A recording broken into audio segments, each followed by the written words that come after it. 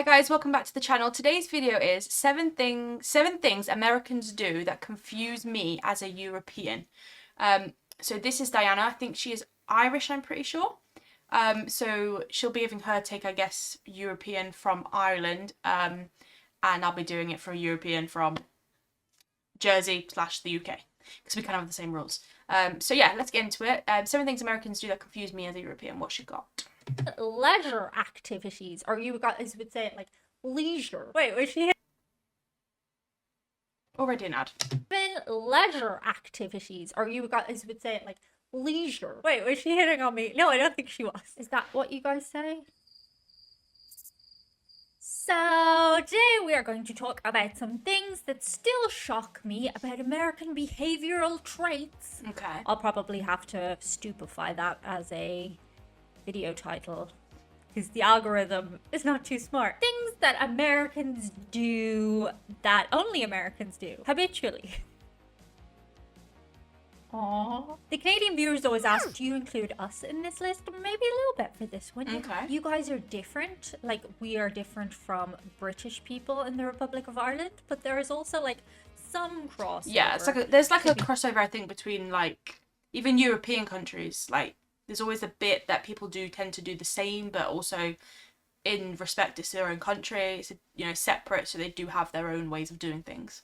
Fair. How many trips have I been on to the USA by now? Can anybody keep track? I've lost track. But I would say I'm a pretty frequent flyer to the USA, and yet there are still things that you guys do that shock me every single time. So we're gonna look at those today. The first thing, and it's to do with how direct American people generally speaking are, and of course all of these things are generally speaking. Everybody has a unique and special snowflake, and everybody does things differently. These are just traits that we have in common. Like, Irish people love to drink. That's not true of all Irish people, but yeah, a lot of us. stereotype Myself included. So you've probably heard people say that American people are very direct. And one way that I have found it come up a lot more than ever happens to me in any country in Europe is getting hit on. Okay. Come here often? I'm going to say this with some degree of caution. I don't really get hit on in most countries in Europe. I mean, okay, if you're in a nightclub or something, which I do not frequent, or if you're in a particular situation, but when I'm in America, if I'm getting like a cup of coffee or I'm just walking down the street or something, people will like, well, men, I don't get hit on by women actually, which is, I don't know, that's, should I be insulted by that? I don't think I've ever been hit on by a woman. Anyway, that's nothing to do with this video. But men in America will like actually stop and just start talking to you. Okay. And they'll be like, hey, how are you? Where are you from? And I'm like, Ireland. And they're like, oh, other things. And they'll say things to you as direct as, I like you. We should go out sometime. And you're like, because I'm not used to it, you know? But that brings me to my next thing that is I think somewhat... they're just very friendly. And like, you know, if you're getting a coffee, I feel like people are just friendly over there. People actually talk to each other over there. connected to directness, but actually is its own little category. It's compliment giving and receiving. Americans just give out compliments all the time. It's so nice. Like, you'll just be walking down the road and this woman was like, hey, great coat, girl. And I was like, thank you. Wait, was she hitting on me? No, I don't think she was. Or they'll be like, girl, you're having a good hair day. And I'm like, thanks. And the reason I say thanks now and not no, I'm not, which is actually mostly how as an Irish person I would be attuned to respond, is because of how Americans receive compliments. So generally you give an American a compliment and they'll go, thank you. And they might say something nice back, you know, in return of their compliment. But where I'm from in Ireland, if you are given a compliment, the customary reply is usually to go, no, and tell them why they're wrong about the compliment they've given. Like, hey, nice coat. You'd be like, oh, this old thing, it's a piece of shit. Yeah, I feel like that's the same in the UK. Like, I feel like if someone's like, oh, you look good today, it's like, oh, no, I don't. I feel like you immediately, like, put the negative on. I've had this for 7 years, blah, blah, blah, blah. But in America, You just say thanks. And I think that's kind of nice. Something else I've had to try and get used to is informality and shorthand. So when this first popped up, particularly in relation to when I say thank you for something, I thought like people were being rude, but it's just how it goes. So actually the last point leads on really nicely to this one. Oh, it's almost like I scripted it like that, huh? And then I forgot how I scripted it. I just write bullet points, by the way. I don't write like scripts. She writes scripts. She does nothing but talk absolute shite. But when you say thank you to somebody for something, like they help you with something or they bring you something to your table or whatever, as would be their job, they're not just randomly bringing you things to your table. You go, thank you, and they go, of course. Thank you. Of course.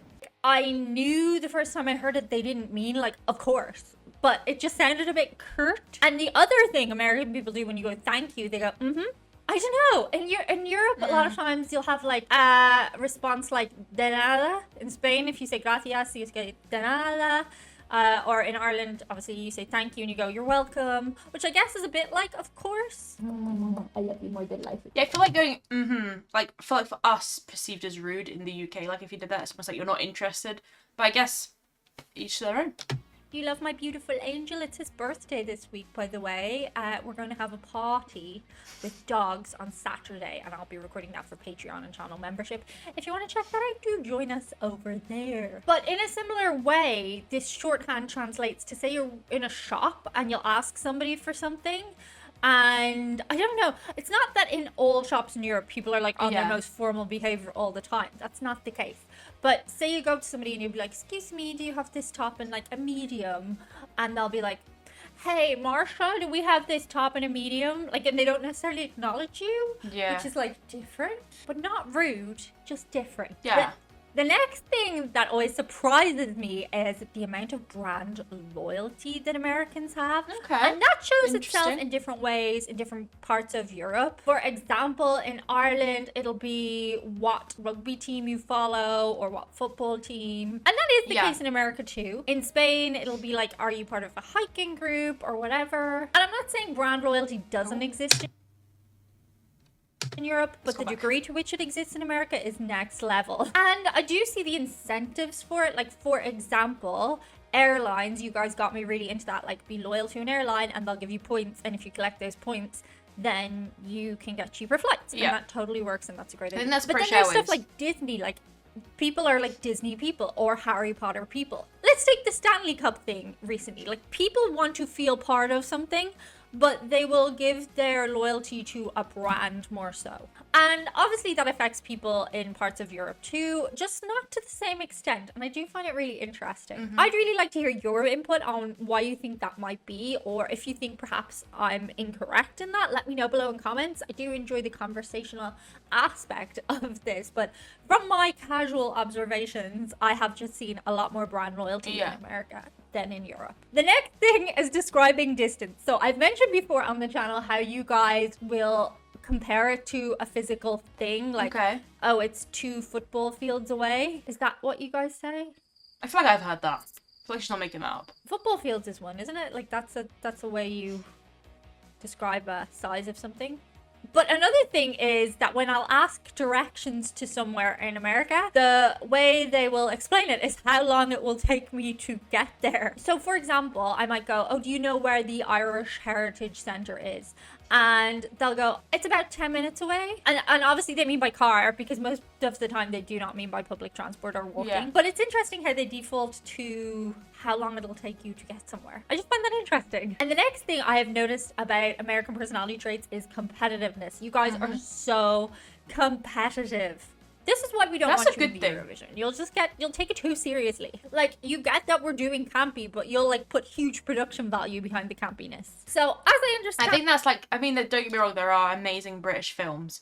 But I feel like that's why the industry is just in America, because you just do it better and bigger. And competitiveness is deeply Although, Harry Potter, you're not having that one. In American culture, from the education system to the workplace. Like, there are schemes in place that will make you feel competitive. Even leisure activities, or you guys would say it like leisure they become very competitive in the US. And definitely, of course, you get people in Europe who are competitive by nature, type A personalities. But also, there's a lot more just doing something because it's fun, as opposed to like having to find out who's the best at something or having to be the best. Now, again, this one is up for discussion, and certainly I'm seeing a skewed aspect of perhaps how children are treated in America in terms of competitiveness. Like, for example, they might take on dance, but then they have to be like the best at dancing and a professional dancer, or gymnastics, and they have to be the best. A lot of times here, you'll just like send kids off to do something just because you kind of want them out of the house for a few hours. If you are a parent, let me know below in comments how you feel about that, or maybe you have encountered other parents who are very competitive with their kids. And the final personality trait that I have noticed from American people, and it's one I particularly love,